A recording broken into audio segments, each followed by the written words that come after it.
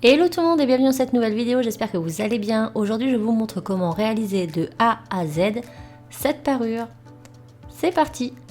Donc tout d'abord je commence avec de la polymère, ici c'est de la cernite blanche, mais la Fimo marche aussi. On l'étale au cran numéro 0 de la machine à pâte et ensuite on va venir prendre des outils ronds, ça peut être des bouchons, des stylos, ici moi ce sont les scalpels, et je vais tout simplement réaliser des ronds dans ma pâte. Donc vous appuyez bien fort pour marquer quand même les ronds, il faut qu'ils soient assez prononcés. Et si vous avez une plaque de texture avec des ronds, je vous dirais que c'est encore mieux, c'est beaucoup plus rapide, mais si vous n'en avez pas, ce n'est pas impossible. Donc je marque ma pâte en faisant plein de petits ronds de différentes tailles, ici moi j'ai 3 tailles, mais voilà, vous pouvez en faire plus, moins, c'est vous qui voyez. Et une fois terminé, on obtient donc ceci. Maintenant je vais tester les encres aquarelles métallisées de chez Action. Et j'étais vraiment très surprise. Donc ma fille les avait déjà testés sur du papier, elles marchent très bien. J'étais vraiment étonnée. Et pour le coup, je me suis dit sur la polymère, qu'est-ce que ça donne? Donc vous prenez un peu d'eau, un pinceau avec une bonne fourniture de poils pour l'aquarelle, pour qu'il y ait un bon réservoir. Et on va commencer avec le bleu. Donc il faut quand même assez le détremper cette encre parce qu'elle sèche très rapidement. Donc voilà, donc on y revient assez souvent. J'ai jamais testé ce type d'encre dans une autre marque, même si je sais que de grandes marques en font à des prix exorbitants. Là, c'était très raisonnable chez Action et les couleurs, regardez, elles sont très pigmentées. C'est très crémeux, donc ça marche très bien aussi sur papier, j'en profite pour vous le dire au passage. Mais je voulais vraiment tester ces encres aquarelles métalliques sur la polymère. Donc au début, ça n'accroche pas très bien. Il faut vraiment revenir assez souvent sur la bulle. Alors pour quelle raison, je ne sais pas, mais quand on y revient assez régulièrement, le pigment s'accroche un petit peu. Donc on prend son temps et on s'amuse. Donc moi, j'ai rempli de façon très importante en fait chaque petite bulle au début. Et puis à la fin, vous allez voir que je nettoie mon pinceau, je l'essuie dans mon chiffon et je viens absorber l'excédent d'encre. Je savais pas du tout sur quoi je partais au départ, et puis au fur et à mesure du travail, j'ai pensé à quelque chose d'assez, de pas parfait, d'assez vieilli quand même. Je sais pas si vous voyez ce que je veux dire. Un bijou quali, qui est joli à regarder, mais avec des finitions un peu vintage, un peu, voilà, des encres pas totalement bien posées, et puis quelque chose de pas forcément droit. Vous allez voir ça par la suite. Donc écoutez, là je m'amuse avec mes petites couleurs, j'en mets, j'en enlève, c'est vraiment au feeling, je pense qu'il n'y a que comme ça qu'on peut obtenir un résultat satisfaisant, d'autant plus que là c'est la première fois que je l'ai testé, donc là vous voyez que je détrempe mon pinceau et j'absorbe en fait l'excédent de liquide pour en enlever au centre, ce qui fait que la couleur reste un peu plus sur les bords.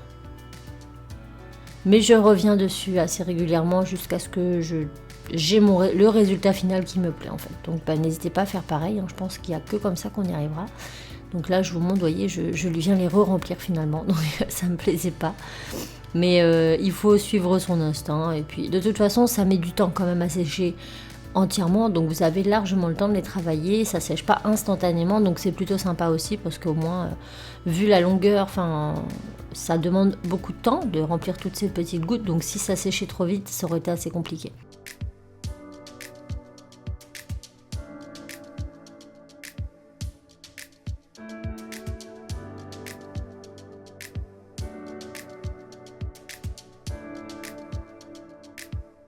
Bon là j'en avais un peu marre d'être sur du bleu, donc je passe au vert. C'est des couleurs vraiment magnifiques. Donc là dans le vert il y a une petite pointe de doré, dans le bleu également. Donc là je remplis mes petites gouttes de vert et ensuite je ferai mes petites gouttes de doré.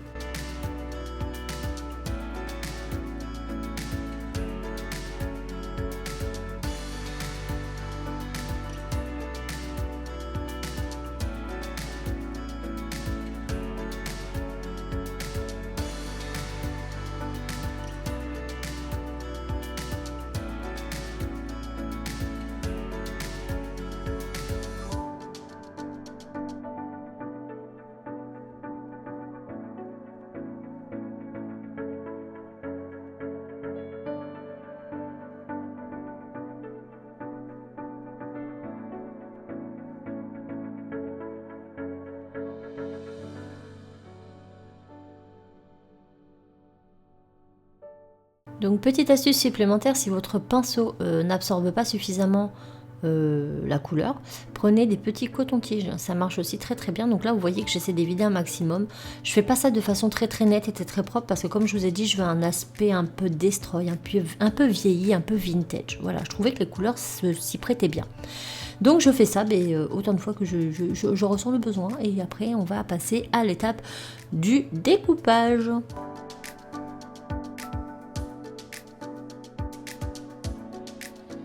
Alors pour ces formes, j'ai décidé de prendre les emporte-pièces Oval 3 de ma boutique en ligne. Je vous mets le lien en partie plus information, et sachez qu'il y a moins 20% en ce moment sur le site jusqu'au 30, donc profitez-en. Le code se trouve sur la page principale du site internet. Donc là je viens découper 4 formes, donc je prends de la plus grosse à la plus petite, donc les 4 plus grosses entre guillemets. Je découpe une forme du plus gros, ensuite pour la deuxième forme j'en découpe 2, pour la troisième j'en découpe 2, et pour la quatrième je vais en découper 4 puisque je vais m'en réserver 2 pour les boucles d'oreilles. Donc là je découpe toutes mes formes et ensuite j'enlève l'excédent de pâte.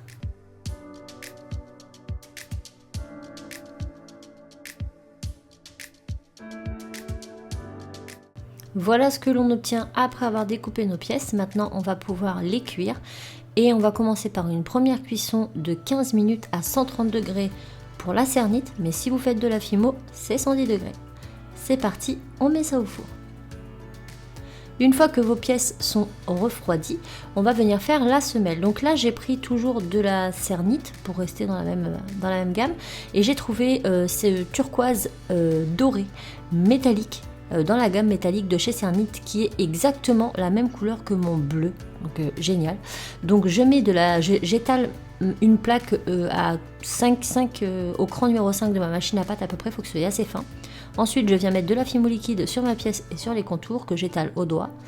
Je la pose et je découpe là le contour de façon très très grossière, et je vais faire ça pour toutes mes pièces, histoire que voilà, tous mes petits morceaux de pâte soient découpés, comme ça je suis tranquille. Et maintenant je vais pouvoir les travailler, donc je vous mets tout ça en accéléré parce que j'ai déjà fait ça plus ou moins dans d'autres vidéos. Mais en gros, vous allez remonter la semelle sur les bords de votre pièce, comme ceci.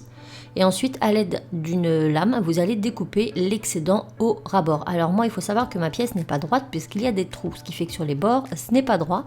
Donc je viens détailler au scalpel et je texture ici à la brosse à dents parce que je trouvais que la texture était celle que je souhaitais. Donc je vous mets ça en accéléré pour que vous voyez plus ou moins comment c'est. Mais là encore, on est sur une pièce, comme je vous l'ai dit, avec un esprit un petit peu vintage. Donc si ce n'est pas parfait, et ben ça ne fera que donner du charme supplémentaire à votre ouvrage. Voilà, en tout cas moi c'est comme ça que je voyais la chose. Après vous faites comme bon vous semble. Voilà, donc là vous voyez je texture à la brosse à dents, et au fur et à mesure de ma texture en fait ma pâte remonte, donc je viens encore la détailler comme ça avec un petit scalpel pour que ce soit très très propre au moins sur les bords, et puis le reste je texture à la brosse à dents. Et lorsque ce sera terminé pour toutes mes pièces, je repasserai ça au four 15 minutes à 130 degrés pour la cernite et 110 pour la fimo.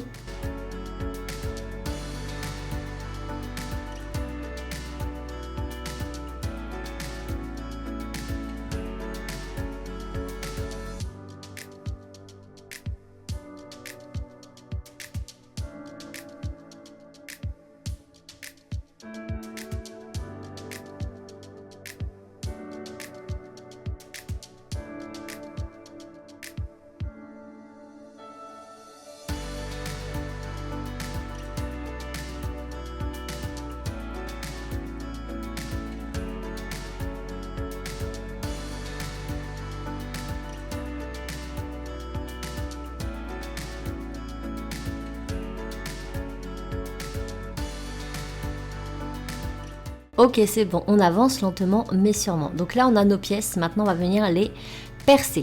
Les percer pour pouvoir y mettre des petits clous à œil qui nous serviront pour la suite à fixer nos petits pendentifs à notre base. Donc on prend un tout petit forêt, donc moi c'est un tout minuscule forêt que j'ai eu en magasin de bricolage, et en fait je les ai fixés sur des bouts de pâte polymère, tout simplement. Comme ça me fait des petits forêts manuels, ça ne coûte rien du tout et c'est très très bien. Donc moi je prends le plus petit, je fais un petit trou à l'extrémité.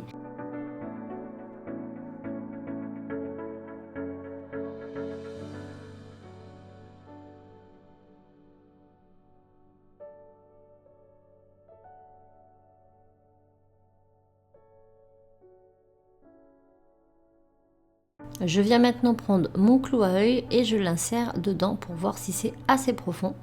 Quand ça me convient, je mets de côté et je passe au suivant.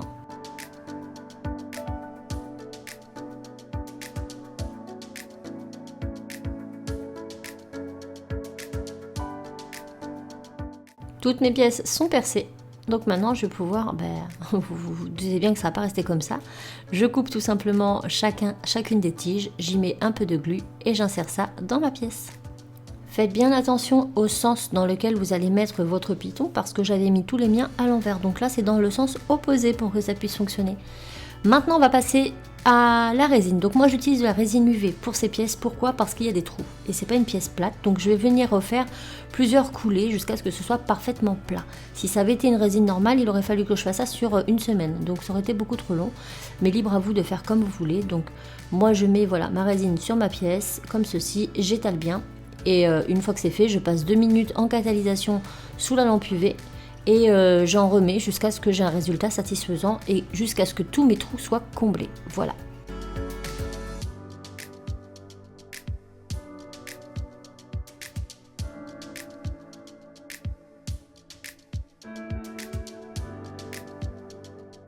Maintenant on passe au montage. Je prends un morceau de fil mémoire, de la bune à corde. Donc là j'ai découpé en 2 petits morceaux mais vous allez voir après pourquoi.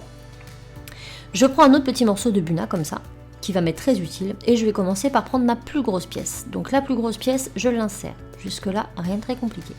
Je passe à la suivante de droite ou de gauche. Je l'insère également. Maintenant, je vais venir les coller l'une à côté de l'autre et je vais regarder l'espace entre les deux pour venir couper mon morceau de buna. Donc on prend un morceau de buna bien droit, on mesure et on découpe. Une fois que c'est fait, je retire mon deuxième morceau. Je viens insérer mon petit bout de buna et je remets mon morceau. Ainsi, on a exactement la bonne dimension entre les deux et les pièces tomberont bien. Voilà. Et donc maintenant, je vais m'amuser à faire ça pour chaque pièce se trouvant, chaque petit morceau de caoutchouc se trouvant entre mes pièces.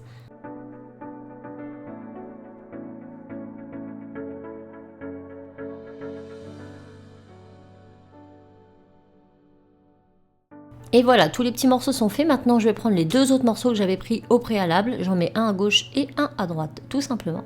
Et je vais venir en haut de ce morceau couper un petit bout de buna de façon à laisser quelques millimètres de fil mémoire. Donc, je vous montre. Hop, là, si je replie mon fil, on voit que mon fil s'arrête. Voilà, il s'arrête là. Et ben moi, je vais découper un tout petit peu avant. Voilà ma buna, donc je fais des petits morceaux je presse comme ça avec ma pince et après je tire dessus. Ainsi on a un petit bout comme ça qui sort, donc je fais pareil de l'autre côté et dans ce petit bout je vais y mettre une perle pour ne pas que ça griffe lorsqu'on en insère et pour que ça finisse bien le bijou. Donc en plus une perle au même coloris, je pense que j'étais très chanceuse pour ça parce que c'est une perle, ces perles là je les ai depuis des années et j'étais bien contente de trouver les mêmes coloris.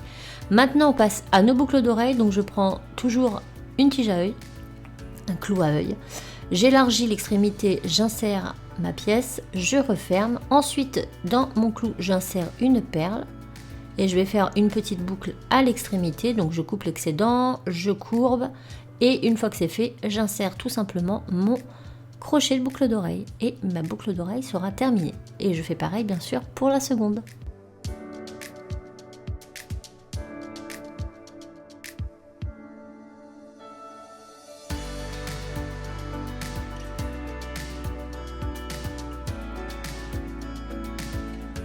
Et voilà ce que ça donne. Donc vous l'aurez compris, le fil mémoire permet à ce collier d'être extensible et de s'adapter à toutes les tailles de cou.